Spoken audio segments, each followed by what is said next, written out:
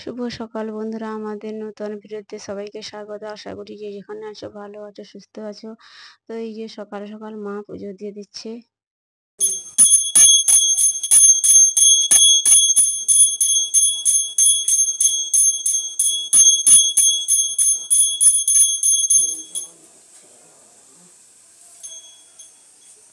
মা সকালে চলে যাবে, কালকে তো ভোট রয়েছে, তাই যেতে হবে।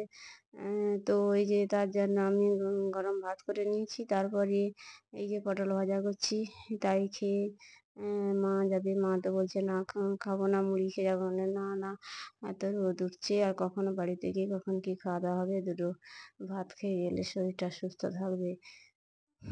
এই বলে এই যে মা পুজো দিয়ে এসে ভাত দিয়েছি, মা বসে খাচ্ছে। খাওয়া দাওয়া হলেই এই যে বেরিয়ে পড়বে, গাড়ি আসছে মায়ের সেখান থেকেই, তাদের গাড়ি আসছে।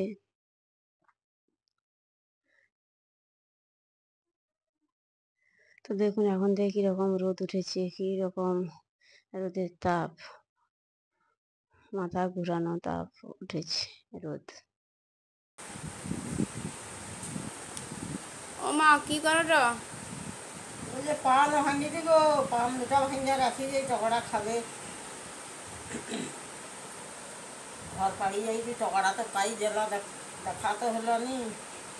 আর দুটা পান ভাঙিয়া রাখি যে টকরা তো পান লাগে, পান খাবে।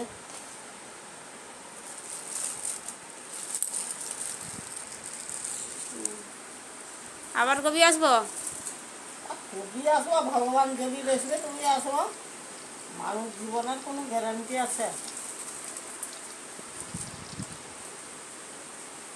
মানুষ জীবনের কিছু নেই গো। কোন রকম মায়ার বন্ধনে পড়ে আছে। জামাই জন্যে পানগা ভাঙি রাখি দিয়া ওটা। হ্যাঁ, জামাই এসে পানটা খাবে, বুড়া শাশুড়ির কথা মনে পড়বে।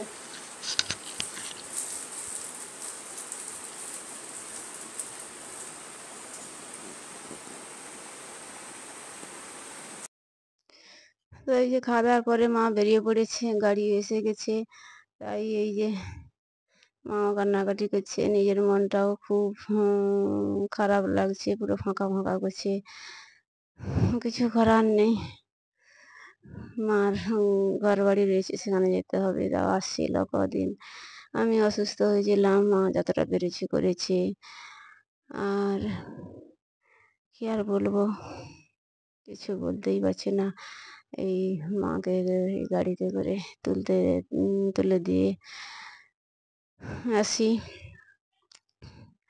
এই বলে ছাতা একটা হাতে নিয়ে যাচ্ছি। প্রচুর তো মাথায় তাপ লাগছে রোদের। তো বন্ধুরা, এই যে মা আমাদের গ্রামীণ ভাষায় কথা বললো মায়ের সঙ্গে, আমিও সেইভাবে কথা বললাম। তো এই আপনারা মনে কিছু করবেন না, কারণ এইটা আমি তো ভয়েস দিই, মা তো বিভিন্ন কথা বলে। তো মায়ের কথাগুলো ভিডিওতে রাখার জন্য, যখন হয়তো মায়ের কথা মনে পড়বে, মায়ের গলা শুনতে ইচ্ছা করবে, তখন এটা চালিয়ে শুনবো। তাই ভেবে এই ভয়েসটা মায়ের দিয়ে রাখলাম। তো এটা আমাদের গ্রামীণ ভাষা, এই ভাষাতেই সবাই কথা বলে, এটাই অভ্যস্ত। তো আপনারা মনে কিছু করবেন না। তো এই যে মা চলে যাচ্ছে, মায়ের চোখ দিয়ে জল পড়ছে, আমারও হচ্ছে, কিন্তু কিছু বলার নেই। মেয়েদের এই কষ্টটা সহ্য করে বাবার বাড়িকে পর করে, স্বামীর বাড়িকে আপন করেই সারা জীবন থাকতে হয়। তো এই যে দেখুন, আবার এই এখন 11টা বাজে, গ্রিলটা লাগাতে এসছে। তো এই যে বৃষ্টি শুরু হয়ে গেছে। তো আমি সকালের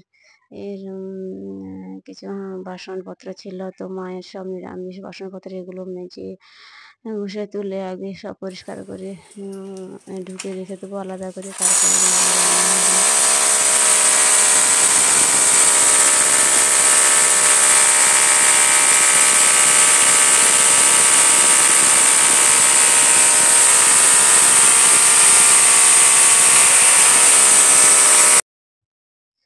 এই এই যে আজকে চিংড়ি মাছ নিয়ে এসছে, চিংড়ি মাছের মালাইকারি হবে, তাই আমি মাছগুলো কেটে দিয়ে পরিষ্কার করে মাছগুলো কষে নিচ্ছি।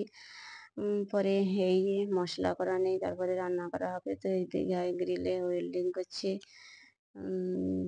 দিয়ে গ্রিলটা লাগাচ্ছে। তো এই পুরোনো গ্রিলটা ছিল, তাতে জোড়া দিয়ে নতুন গ্রিলটা করেছে।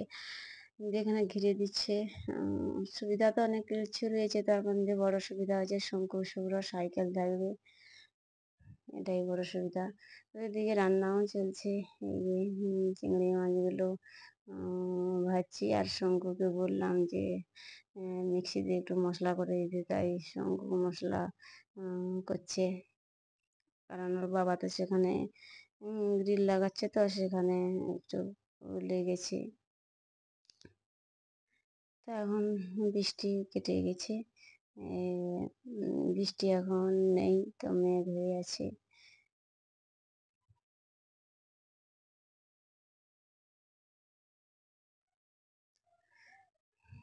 মা ছিল, নিরামিষ রান্না করতাম, মাছ রান্না করতাম, মাছ রান্না করে চান করে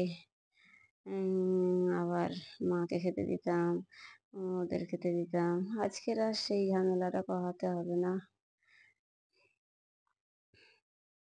এটাই ভাবছি। তাও কিন্তু মা ছিল যেন একটা জোর ছিল, আমি এটা করছি না, মা সেটা করে দিচ্ছে।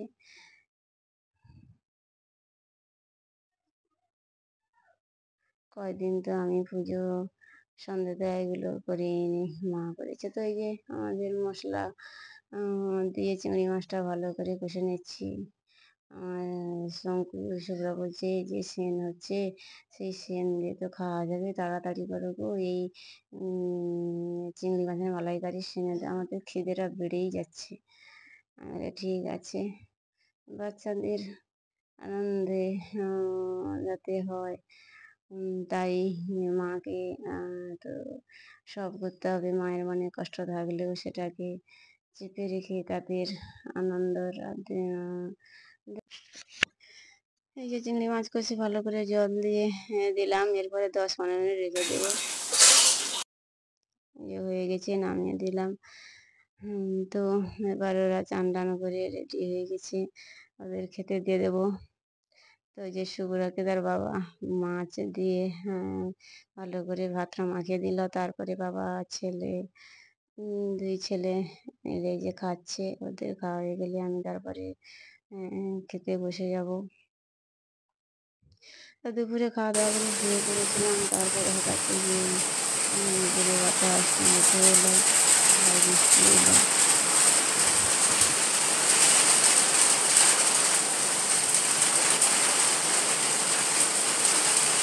গরম পড়েছিল, বৃষ্টিটা কী লাগছে,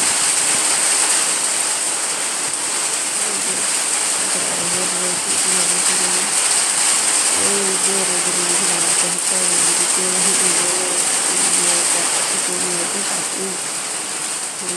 মনটা ভালো লাগছে, কারণ আমাকে একসঙ্গে খেতে যেতে পারি না, বইতে যেতে যেতেই হবে, যেতে না যেতেই হবে, সবার ভোট দেওয়ার কর্তব্য। তাই তোমার মাকে ভোট দেওয়ার জন্য চলে যেতে হলো, নাহলে আর কয়েকদিন রাখতাম। তো এই যে বিকেলে ঝড় বৃষ্টি করার পরে শুভ্র কীরকম কাদা হাঁটছে, দেখুন কাদার মধ্যে কত কিছু থাকতে পারে বলছি, এই তাও শুনছে না, তার বাবা বলছে তাও শুনছে না। তো আমাদের ভিডিওটা আজকের এই পর্যন্ত, আর বেশি বড় করলাম না বন্ধুরা, ভালো লাগলে একটা লাইক দিবেন।